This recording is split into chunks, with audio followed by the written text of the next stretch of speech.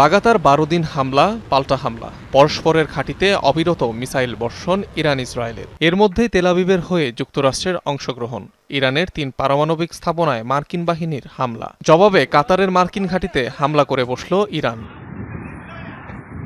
একের পর এক ঘটনায় যখন তুঙ্গে উত্তেজনা, সর্বাত্মক যুদ্ধের দোরগোড়ায় মধ্যপ্রাচ্য, তখনই আকস্মিক শান্তির বার্তা নিয়ে হাজির মার্কিন প্রেসিডেন্ট ডোনাল্ড ট্রাম্প। জানালেন যুদ্ধবিরতিতে সম্মত ইরান ইসরায়েল। একদিন আগেও যার মুখে ছিল তেহরানের প্রতি কড়া হুঁশিয়ারি, পরদিনই ভোল পাল্টে গেল তার। নিজেরই উস্কে দেয়া সংঘাতের ইতি টানতে ব্যাপক তোড়জোড়ে নজির রাখলেন।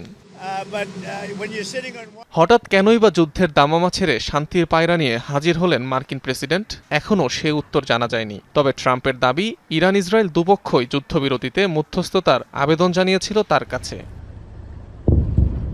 অবশ্য ভিন্ন কথা বলছে রয়টার্স। বার্তা সংস্থাটির দাবি, যুক্তরাষ্ট্রের আহ্বানেই মধ্যস্থতা করেছে কাতার। শুরুতে সম্মতি জানায় ইসরায়েল। দুপক্ষের প্রতিনিধির সঙ্গেই কথা বলেন কাতারের প্রধানমন্ত্রী।